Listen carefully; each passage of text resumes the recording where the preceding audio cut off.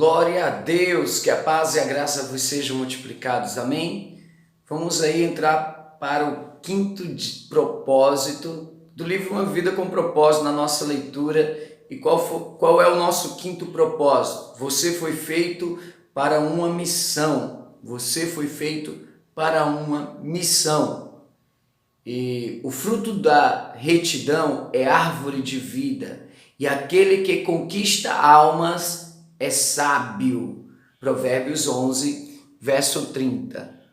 O capítulo de hoje, do dia 36, é feito para uma missão. Eu vou orar por você primeiro, para que o Espírito de Deus venha trazer para você a testificação, gravar no teu coração tudo isso. Seu Deus e Pai, estamos aqui aprendendo o quinto propósito, que nós não somos acidente.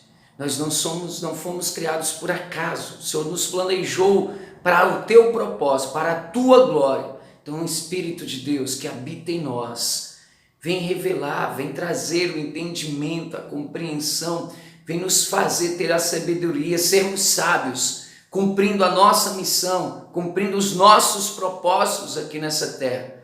Nos dar uma boa meditação, uma boa reflexão, nos faz compreender o que o Senhor quer de nós, mais e mais, em nome de Jesus. Amém? Então, feitos para uma missão, dia 36, né? Do mesmo modo que me deste uma missão no mundo, eu dei a eles uma missão no mundo. João 17, verso 18, são as palavras do próprio Senhor Jesus, né? A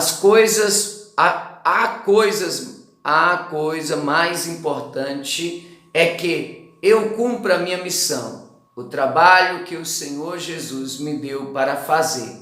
Atos 20, verso 24. Você foi feito para uma missão. Primeiro tópico, você foi feito para uma missão. Deus está atuando no mundo e quer que você se junte a Ele.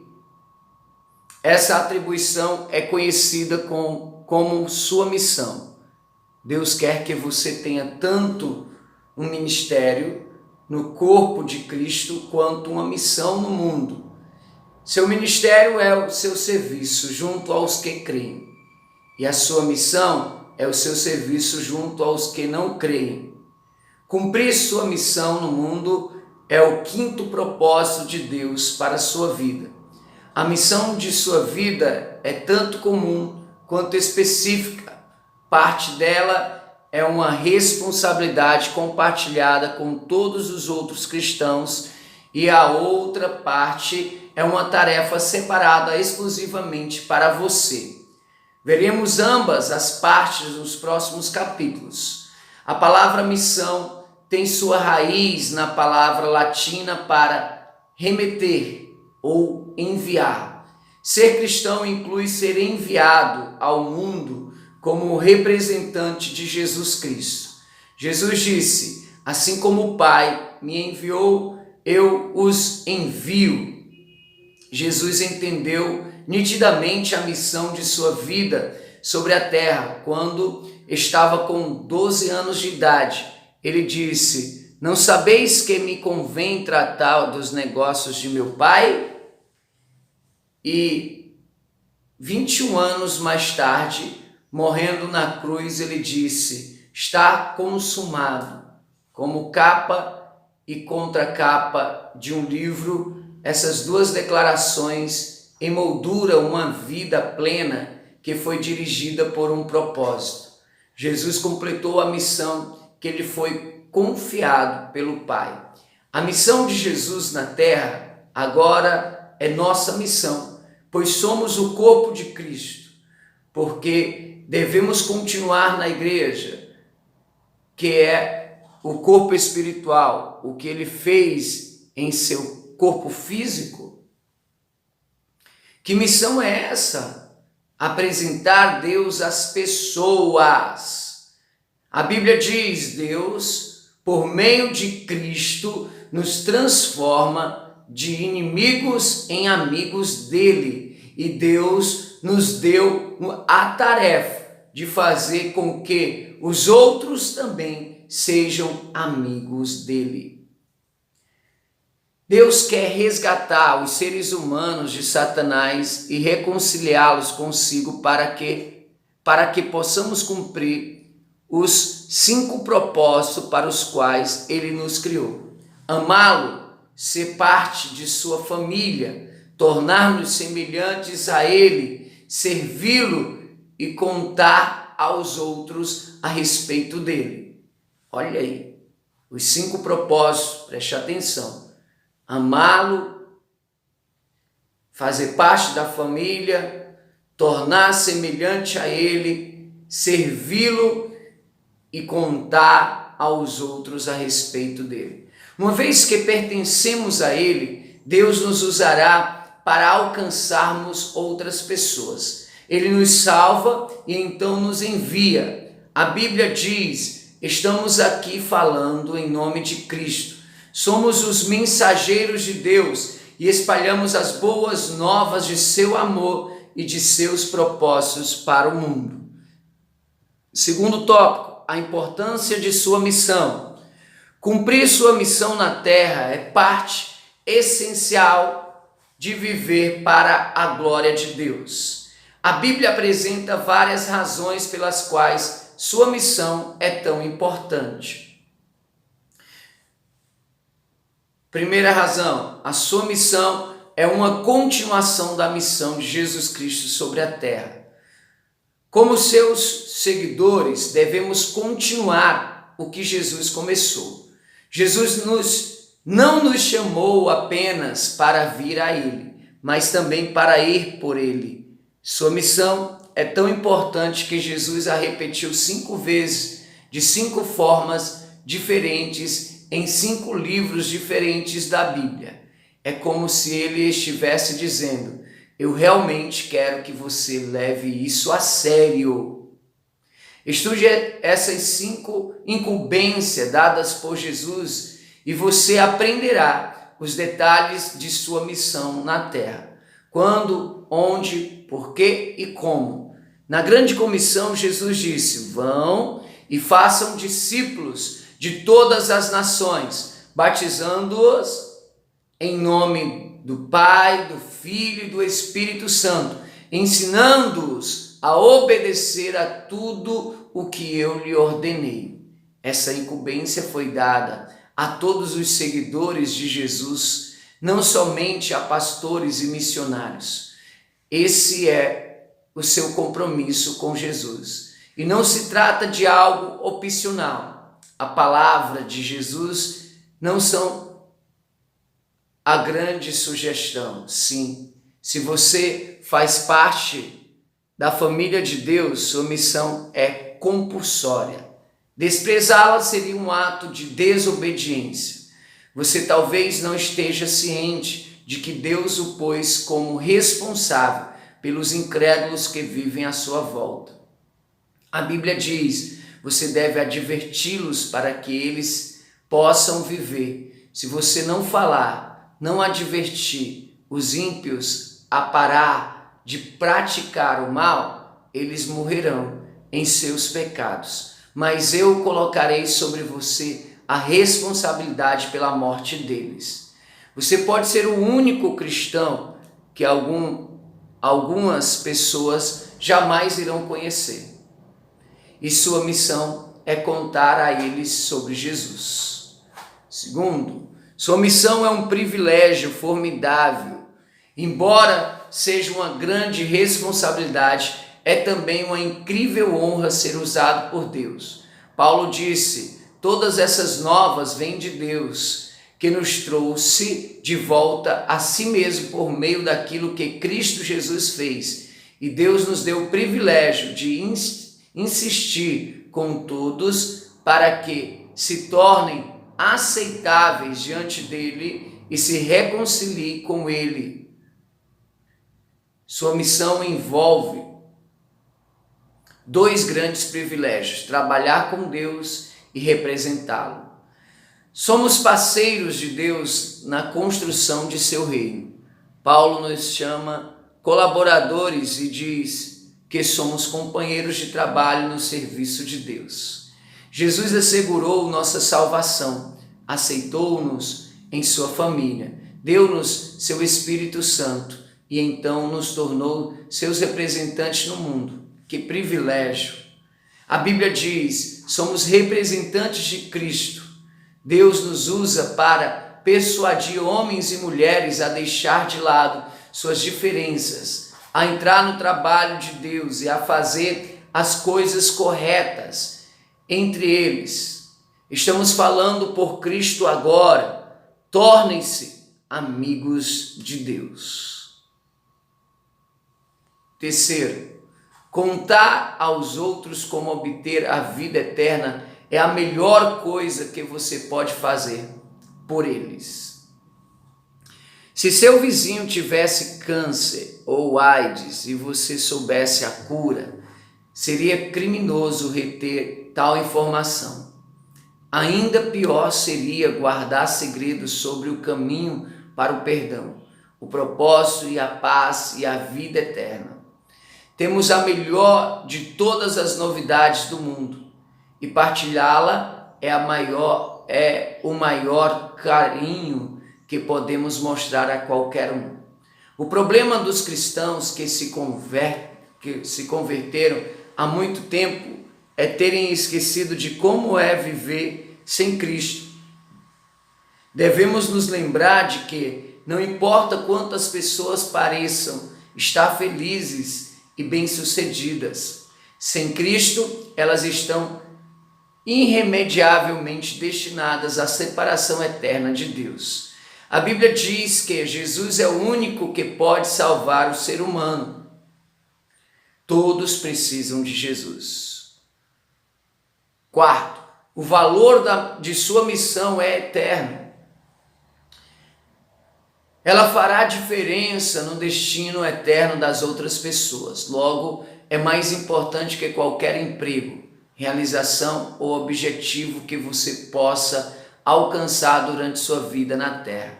As consequências de sua missão irão durar para sempre, mas as consequências de seu emprego não.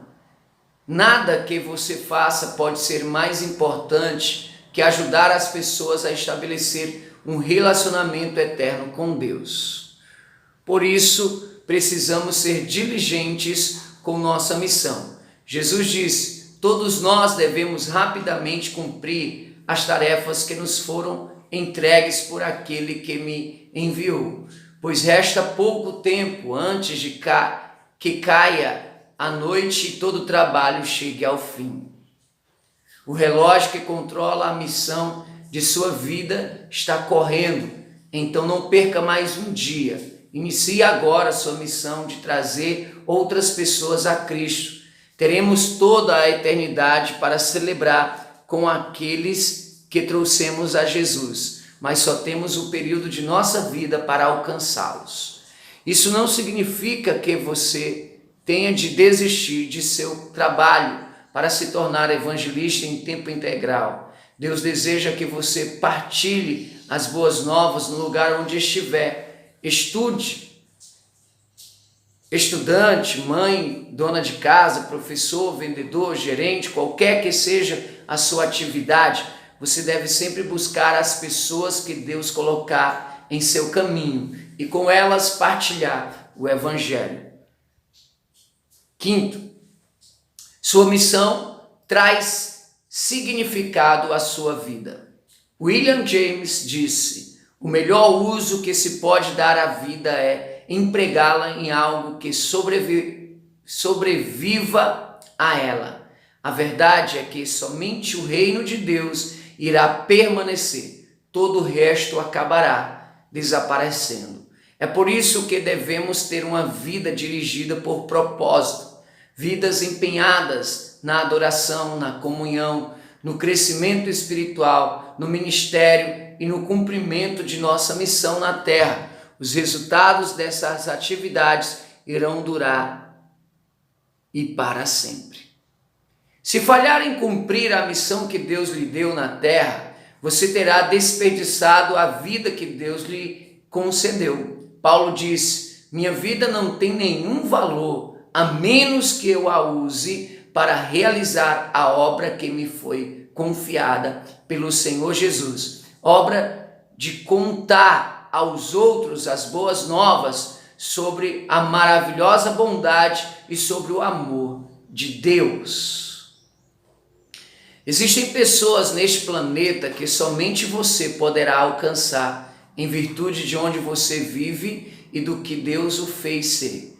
Se ao menos uma pessoa for para o céu por causa de você, sua vida terá sido relevante para a eternidade. Comece a olhar em torno em seu campo missionário pessoal e ore: Deus, quem você pôs na minha vida para que eu contasse a respeito de Jesus? Sexto, o cronograma de Deus para a finalização da história está relacionado à conclusão de nossa incumbência. Hoje em dia, há um interesse crescente na segunda vinda de Cristo e no fim do mundo. Quando isso ocorrerá? Logo antes de Jesus ter subido aos céus, os discípulos lhe fizeram a mesma pergunta e a resposta foi bastante reveladora. Ele disse: não lhes compete saber os tempos ou as datas que o Pai estabeleceu pela sua própria autoridade, mas receberão poder quando o Espírito Santo descer sobre vocês e serão minhas testemunhas em Jerusalém, em toda a Judéia e Samaria e até os confins da terra. Quando os discípulos quiseram conversar sobre as profecias, Jesus rapidamente mudou a conversa para o evangelismo. Ele queria que eles se concentrassem em sua missão no mundo. Em essência, ele disse: os detalhes da minha volta não são da sua conta. O que é da conta de vocês é a missão que lhes foi dada. Concentrem-se nisso. Especular sobre o momento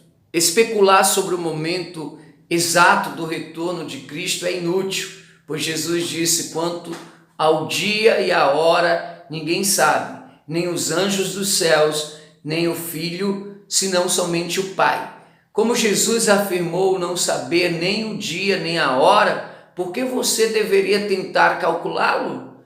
O que sabemos com certeza é isto: Jesus não irá voltar até que todas as pessoas que Deus separou para ouvir sua palavra a tenham ouvido. Jesus disse: as minhas boas novas sobre o reino de Deus serão pregadas em todo o mundo e todas as nações, depois virá o fim. Se você quer que Jesus volte o mais rápido possível, concentre em cumprir sua missão e não em desvendar a profecia. É fácil nos distrairmos e desviarmos de nossa missão, porque Satanás nos prefere fazendo qualquer coisa, exceto partilhando a fé. Ele o deixará fazer todo tipo de boa ação, contanto que não leve ninguém para o céu consigo. Mas no instante em que você começar a levar sua missão a sério, fique certo de que o diabo irá lançar todo tipo de distração contra você.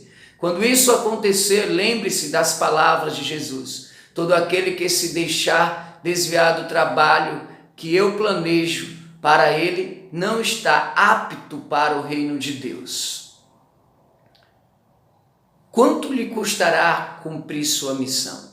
Cumprir sua missão irá exigir, eu acho que esse é o sétimo ponto, Quanto lhe custará cumprir sua missão? Cumprir sua missão irá exigir que você abandone seus planos pessoais e assuma os planos de Deus para a sua vida. Você não pode apenas acumulá-la com todas as outras coisas que gostariam de fazer. Você deve dizer, tal qual disse Jesus: Pai, não seja feito a minha vontade, mas a tua. Submeta seus privilégios, expectativas, sonhos, planos e ambições a Deus.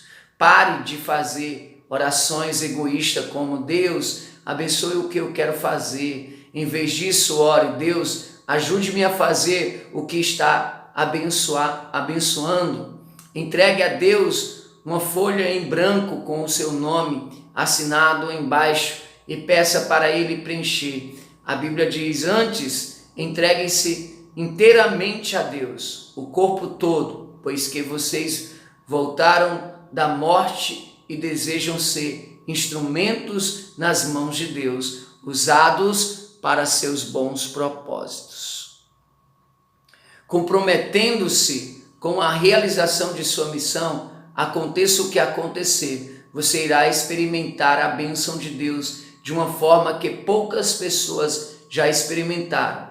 Não há quase nada que Deus não faça pelo homem ou mulher que se comprometer em servir o reino de Deus. Jesus prometeu: Deus lhes dará tudo de que precisam no dia a dia, se vocês viverem para Ele e fizerem do reino de Deus a sua preocupação primária. Mais um para Jesus. Oitavo tópico. Mais um para Jesus. Meu pai foi pastor por mais de 50 anos, servindo principalmente em igrejas pequenas da zona rural. Ele era um simples pregador, mas era um homem com uma missão. Sua atividade favorita era levar equipes de voluntários ao exterior a fim de erguer igrejas para pequenas congregações. Durante sua vida, papai ergueu mais de 150 igrejas por todo o mundo. Em 1999, meu pai morreu de câncer. Na última semana de vida, a doença o mantinha acordado em estado de semiconsciência, quase 24 horas por dia. Quando sonhava, falava alto sobre o que estava sonhando, sentado ao lado de sua cama. Aprendi muito sobre meu pai, apenas escutando seus sonhos. Ele revivia seus projetos de construção, um após o outro. Certo dia, já próximo ao fim, enquanto minha esposa, minha sobrinha e eu estava ao seu lado, papai ficou subitamente agitado e tentou levantar-se da cama. Logicamente, ele estava muito fraco e minha esposa insistiu em que ele voltasse a se deitar. Mas ele insistia em tentar sair da cama. Então minha esposa acabou por perguntar: Jimmy, o que você está querendo fazer? Ele respondeu: tenho de salvar mais um para Jesus. Tenho de salvar mais um para Jesus. Tenho de salvar mais um para Jesus. Ele começou a repetir essa frase sem parar. Na hora que se seguiu, ele provavelmente repetiu a mesma frase mais de 100 vezes. Tenho de salvar mais um para Jesus. Quando me sentei próximo à sua cama, com as lágrimas escorrendo, inclinei a cabeça para agradecer a Deus pela fé de meu pai. Naquele momento, papai estendeu o braço, pôs sua frágil mão sobre minha cabeça e disse, como se estivesse me comissionando: salve mais um para Jesus. Salve mais um para Jesus. Pretendendo que esse seja o lema do resto da minha vida, e também o convido a considerar esse objetivo, o foco de sua vida, porque nada fará diferença maior na eternidade se você quer ser usado por Deus. Deve se importar com o que mais importa para Deus, e o que mais importa para Ele é a redenção das pessoas que Ele fez. Ele quer que seus filhos perdidos sejam encontrados. Nada interessa mais a Deus. A cruz prova isso. Oro para que você esteja sempre atento a fim de alcançar mais um para Jesus, de maneira que no dia em que você estiver diante de Deus, você possa dizer: missão cumprida. 36º dia, pensando sobre o meu propósito. Um tema para reflexão: foi feito para uma missão. Um versículo para memorizar: portanto, vão e façam discípulos de todas as nações, batizando-os em nome do Pai, do Filho e do Espírito Santo, ensinando-os a obedecer a tudo o que eu lhes ordenei. E eu estarei sempre com vocês até o fim dos tempos. Mateus 28, verso 19 e 20. Uma pergunta para meditar. Que temores me impedem de cumprir a missão da qual fui incumbido por Deus? O que me impede de contar aos outros as boas novas? Estou chocado. Estou impactado. Eu espero que você possa sentir esse chamado do Espírito Santo para a sua vida. Deus abençoe a todos.